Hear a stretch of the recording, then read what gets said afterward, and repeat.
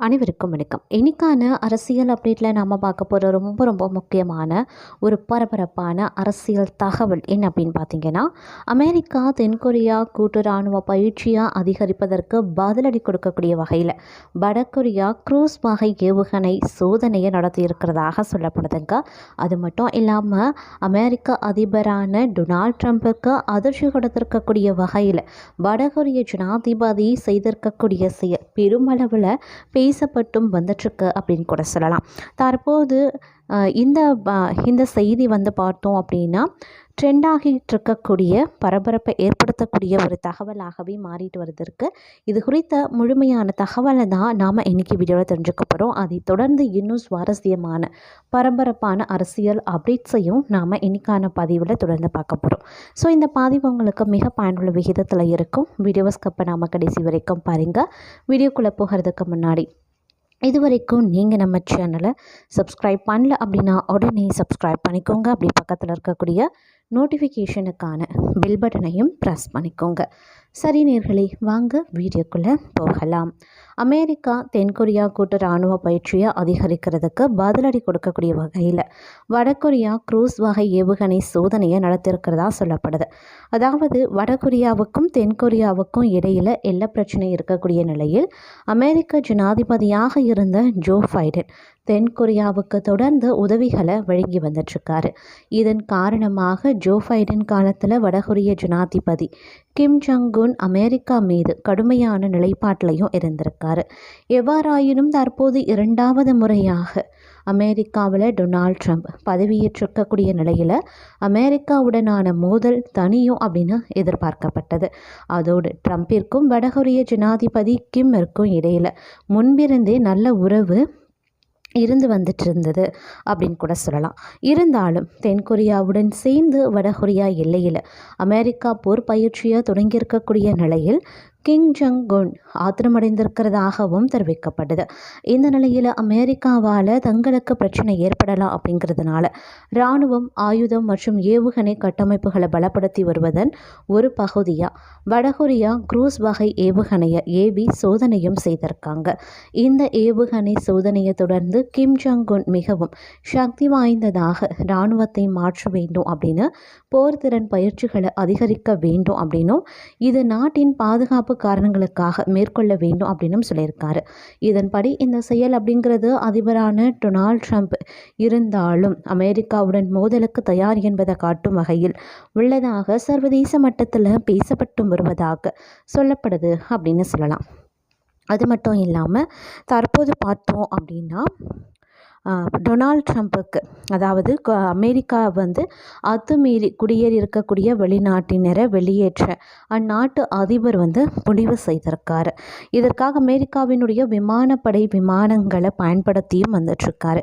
இந்த விமானங்கள் அத்துமீறி குடியேறியவர்களின் சொந்த நாட்டிற்கே கொண்டு சென்றுவிடும். இந்த விமானங்கள் தரை இறங்குவதற்கு அந்தந்த நாடுகள் அனுமதி தர வேண்டும் அப்படின்னு ட்ரம்ப் எச்சரிக்கை விடுத்திருக்காரு. இதனால் இந்தியர்கள் பலரும் வெளியேற்றப்பட வாய்ப்புகளும் இருக்குது. ஆனால் முறையாக விசா பெற்று அங்கே வசிக்கக்கூடிய இந்தியர்களுக்கு இதனால் பிரச்சனை இல்லை. அமெரிக்காவில் சட்டவிரோதமாக வசிக்கும் இந்தியர்களுக்கு நாடு கடத்த இந்தியா திட்டம் போட்டிருக்காங்க.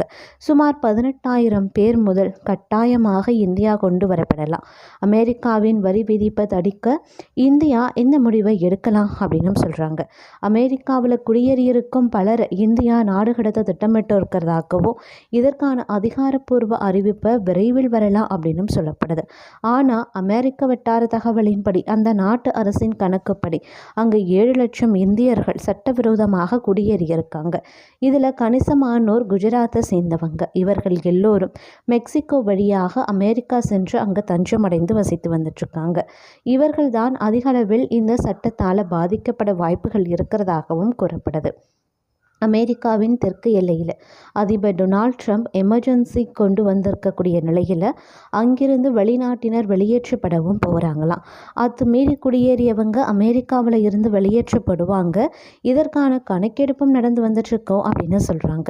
தற்போது அமெரிக்காவில் இருக்கக்கூடிய கொலம்பிய மக்களை வெளியேற்றுவதில் ட்ரம்ப் தீவிரம் காட்டியும் வந்துட்டுருக்காரு. இதற்காக கொலம்பியா நாடு மீது கூடுதல் வரிகளையும் கூட அவர் விதித்தும் இருக்கார்.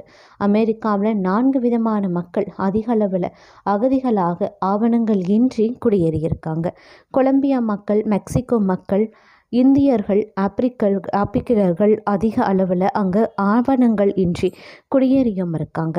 அமெரிக்காவில் இருக்கக்கூடிய கொலம்பிய மக்களை வெளியேற்றுவதில் ட்ரம்ப் தீவிரம் காட்டியும் வந்துட்டுருக்காரு. இதற்காக கொலம்பியா நாடு மீது கூடுதல் வரிகளையும் கூட அவர் விதித்தும் இருக்கார். கொலம்பியா மக்களை அந்நாட்டிற்கு திருப்பி அனுப்ப அமெரிக்க விமானப்படை விமானம் தயாராகவே இருக்கு. ஆனால் இதை தரையிறங்க அனுமதிக்க மாட்டோம் அப்படின்னு கொலம்பியா அரசு சொல்லியிருக்காங்க. இதையடுத்து பிளாட்டை தரையிறக்க விடுங்க, அப்படி இல்லைன்னா வரி கூடிக்கிட்டே போகும் அப்படின்னு எச்சரித்த ட்ரம்ப் கொலம்பியாவின் பொருட்கள் மீது கூடுதலாக 25% வரியும் விதித்திருக்காரு. இதையடுத்து வேறு வழியின்றி அமெரிக்காவில் இருந்து வரும் அகதிகள் விமானத்தை கொலம்பியா ஏற்றுக்கொண்டிருக்காங்க. அதோடு அமெரிக்காவில் இருந்து கொலம்பியா மக்களை வெளியேற்ற அதிகாரப்பூர்வமாக கொலம்பியா அரசே விமானங்களை அனுப்பியும் இருக்கு. ட்ரம்ப் விதித்த வரியால் அச்சமடைந்து வேறு வழியின்றி கொலம்பியா இறங்கி வந்திருக்காங்க. வெறும் 24 மணி நேரத்தில் கொலம்பியா ட்ரம்பின் அதிரடி காரணமாக இறங்கி வந்திருக்காங்க. இதே நிலையில் இந்தியாவிற்கும் ஏற்படலாம். அமெரிக்காவில் இருக்கக்கூடிய இந்தியர்களை வெளியேற்றும் போது அதை இந்தியா ஏற்றுக்கொள்ள வேண்டும். அந்த விமானத்தை வரவேற்க தயாராக வேண்டும். ஒருவேளை இந்தியா எதிர்க்கக்கூடிய பட்சத்தில் இந்தியா மீதும் கூடுதல் இறக்குமதி விரிய ட்ரம்ப் விதிக்கக்கூடிய வாய்ப்புகளும் அதிக அளவில் இருக்கிறதாகவும் சொல்லப்படுகிறது அப்படின்னு தான் சொல்லணும். அது மட்டும் இல்லாமல் பிரதமர் மோடி வரக்கூடிய பிப்ரவரி மாதம் அமெரிக்காவின் வெள்ளை மாளிகை வர வாய்ப்பு இருக்கிறதாக டொனால்ட் ட்ரம்ப்பும் தெரிவித்திருக்காரு. பிரதமர் மோடியுடனான தொலைபேசி உரையாடல் குறித்து செய்தியாளர்கள் கேள்வி எழுப்பியிருந்தாங்க. அப்போது பேசிய டொனால்ட் ட்ரம்ப் என்ன சொல்லியிருந்தார் அப்படின்னா, அமெரிக்க அதிபர் தேர்தலில் வெற்றி பெற்ற டொனால்ட் ட்ரம்ப் கடந்த 20ஆம் தேதி பதவியேற்றுக்கொண்டார். அமெரிக்க அதிபராக ட்ரம்ப் பதவியேற்றதுக்கு பிறகு முதல் முறையாக பிரதமர் மோடி அவரை தொலைபேசியில் தொடர்பு கொண்டும் பேசியிருக்காரு. அப்போது இந்தியா அமெரிக்கா உறவுகளை மேலும் வலுப்படுத்துவது குறித்து இருவரும் விவாதித்திருக்காங்க. அத்துடன் இருதரப்பு உறவுகளை மேலும் மேம்படுத்துவது தொடர்பாக இருவரும் ஆலோசித்திருக்காங்க. இந்த உரையாடல் குறித்து பிரதமர் மோடி மகிழ்ச்சி தெரிவித்தும் இருக்காரு. இது தொடர்பாக அவர் தனது எக்ஸ் தளத்தில் வெளியிட்டிருக்கக்கூடிய பதிவில் என்ன சொல்லியிருந்தாரு அப்படின்னா, எனது நண்பர் அமெரிக்க அதிபர் ட்ரம்புடன் பேசியது மகிழ்ச்சியை அளிக்கிறது. 2வது முறையாக வரலாற்று சிறப்புமிக்க வெற்றியை பெற்றதற்காக அவருக்கு வாழ்த்து தெரிவித்திருக்கேன் அப்படின்னு சொல்லியிருந்தார். மேலும் அவர் பரஸ்பரம் நன்மை பயக்கும் மற்றும் நம்பிக்கையான ஒத்துழைப்புக்கு நாங்கள் உறுதியேற்போம். நமது மக்களுக்காகவும் உலக அமைதி, வளம் மற்றும் பாதுகாப்புக்காகவும் நாங்கள் இணைந்து செயல்படுவோம் அப்படின்னு சொல்லியிருந்தார். இந்த நிலையில் அமெரிக்க அதிபர் டொனால்ட் ட்ரம்பிடம் பிரதமர் மோடியுடனான தொலைபேசி உரையாடல் குறித்து செய்தியாளர்கள் கேள்வி எழுப்பியிருந்தாங்க. இதற்கு பதிலளித்த ட்ரம்ப் திங்கட்கிழமை அவருடன், அதாவது பிரதமர் மோடியுடன் நீண்ட நேரம் உரையாடின. வரும் மாதங்களில் அவர் வெள்ளை மாளிகைக்கு வர வாய்ப்புகளும் இருக்கு. அநேகமாக பிப்ரவரி மாதத்தில் வர வாய்ப்புகள் இருக்கு. இந்தியாவுடன் நமக்கு நல்ல உறவு இருக்கு அப்படின்னு சொல்லியிருக்காரு. அப்போது பிரதமர் மோடியுடன் பேசியதன் விவரங்கள் பற்றி செய்தியாளர்களும் கேட்டிருக்காங்க. அதற்கு பதிலளித்த ட்ரம்ப் அனைத்து விவகாரங்கள் குறித்து பேசினோம் அப்படின்னு பொருள்படும் வகையில் பதிலளித்தும் இருக்காரு. அமெரிக்க அதிபர் டொனால்ட் ட்ரம்ப் தனது முந்தைய பதவி காலத்தில் கடைசி வெளிநாட்டு பயணமாக இந்தியாவுக்கு வருகை தந்திருந்தார். ட்ரம்புக்கும் மோடிக்கும் தனிப்பட்ட முறையில் நல்ல நட்புறவு இருக்கு. ஹூஸ்டனில் கடந்த 2019 ஆண்டு மற்றும் அகமதாபாத்தில் 2020 ஆண்டு இரு தலைவர்களும் ஆயிரக்கணக்கான மக்கள் மத்தியில் உரையாற்றினாங்க. அமெரிக்க அதிபராக டொனால்ட் ட்ரம்ப் மீண்டும் வெற்றி பெற்ற பிறகு அவருடன் பேசிய டாப் 3 உலக தலைவர்களில் பிரதமர் மோடியும் ஒருவர் அப்படின்னு கூட சொல்லலாம். அது மட்டும் இல்லாமல் அமெரிக்க அதிபர் டொனால்ட் ட்ரம்ப் தொலைபேசியில் தொடர்பு கொண்டு பிரதமர் பேசியதும் பெரும் பேசுபொருளாக இருக்கிறது அப்படின்னு சொல்லலாம். அமெரிக்க அதிபராக 2வது முறை பதவி ஏற்றதற்காக ட்ரம்பிற்கு பிரதமர் மோடி வாழ்த்தும் தெரிவித்திருந்தாராம். அப்போது உக்ரைன் மற்றும் காசா போர் போன்ற உலகளாவிய பிரச்சனைகள் குறித்தும் இருவரும் கருத்துக்களை பரிமாறிக்கொண்டதாகவும் தற்போது ஒரு செய்தி வெளியாகியிருக்கிறது. அது மட்டும் இல்லாமல் தற்போது பார்த்தோம் அப்படின்னா போரை நிறுத்துவதற்கு அதாவது உக்ரைன் போரை முடிவுக்கு கொண்டு வர டொனால்ட் ட்ரம்ப்புடனான பேச்சுவார்த்தையில் என்ன நடந்தாலும் ரஷ்யாவிற்கு நல்லது அப்படின்னு நம்புறதாக ரஷ்யா ஊடகவியலாளர் ஆண்ட்ரி மால்கின் தெரிவித்தும் இருக்கிறாரு. அதாவது உக்ரைன் மற்றும் ரஷ்யா இடையிலான போர் நீடித்து வரக்கூடிய நிலையில் இதனை முடிவுக்கு கொண்டு வர புதினும் அமெரிக்க ஜனாதிபதி டொனால்ட் ட்ரம்ப் சந்திப்பு நடைபெற இருக்கிறதாகவும் தற்போது ஒரு தகவல் வெளியாகியும் இருக்குங்க.